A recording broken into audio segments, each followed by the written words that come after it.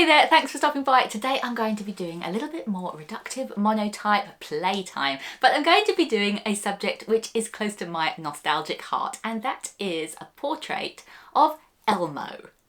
If you've been around on this channel for a little while, you will know that I love a puppet and I love a Muppet, and Sesame Street very much falls into my TV nostalgia, children's retro heritage vibes. Does that make sense? Anyway, I got some new red ink and it made me instantly think of Elmo, and so that's why we're doing this, essentially. That's the reason. I got some red ink and it's the colour of Elmo. That's enough, isn't it? By the way, if you're new here, thank you so much for taking a punt on this video. I hope you enjoy it, and I hope you stick around for future creative stuff. So I'm just going to give it a go, see whether I can recreate this fluffy little monster as a reductive monotype. If you enjoy that kind of thing, stick around. Ah, inky, inky, shaking the ink, squeezing the ink, and scraping the ink across the surface, rolling the ink in lots of different directions. In rolling this ink for the first time, I knew this print was going to be very rough. I noticed there were lots of little bits in it, and the layer of ink felt too thin to get a good colour in the print.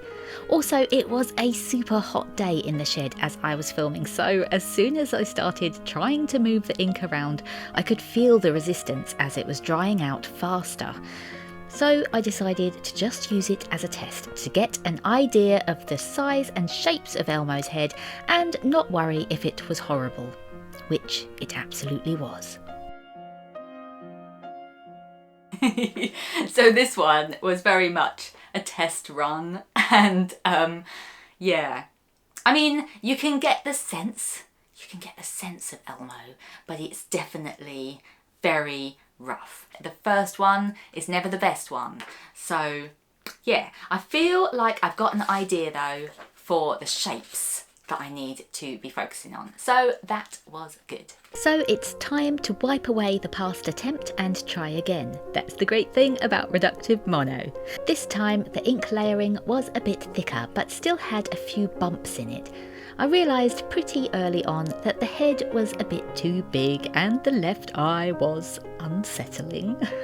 So I used this as an attempt to really test the textures more.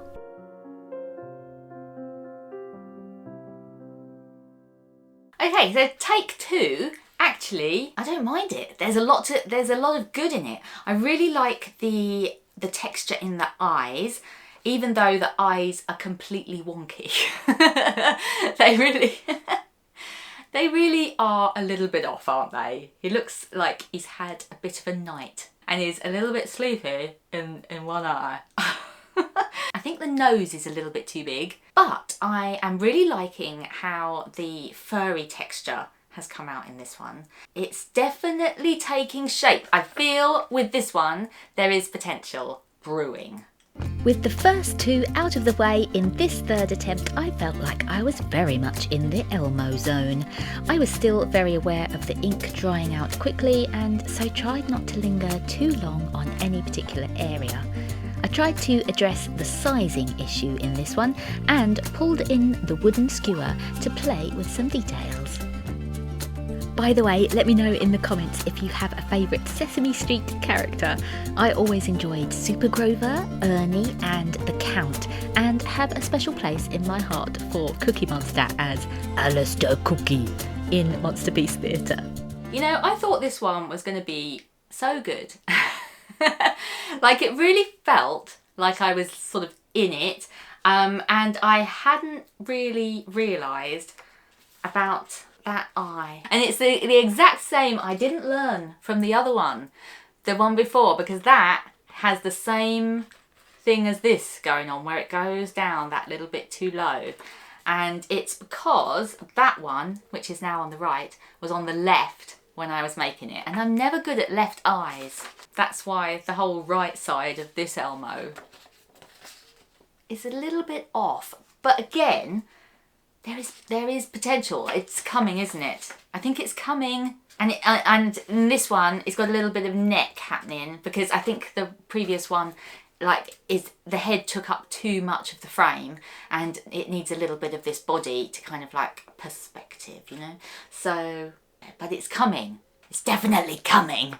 By the way, just in case you don't know, if you're interested in this kind of reductive monotype printmaking at home type of thing and you want to have a go yourself and you want to know the insides, the outsides of how to do it, then do hop across to my Skillshare because I have a class. It's called Swoosh That Ink and it's all about reductive monotype and how to get started with it. And yeah, it's fun. Reductive monotype is just fun. And if you're a new joiner, then by following my link, you also get 1 month free of Skillshare. So that means you can just browse the catalogue, like look at my classes, sure, but look at all the other classes, there are thousands of them, and just kind of learn a lot of new things. And you don't have to commit at the end of it if you decide you don't like it, but you know, you might find something that you really love. Anyway, that's the promo over. Thanks. So this was my final print of the session, and by this time I felt I had a grasp on what I was aiming for and the ink was a better consistency. I neatened off the edges to give me a nice clear area to work in and tried to be so careful with that left eye, so much so that I went slightly bigger on the right eye. I did the most skewer work in this one and also pressed it for the longest because I knew it was going to be my last as the shed was getting too hot to stay in and I wanted to give it the best chance to print in a deeper colour.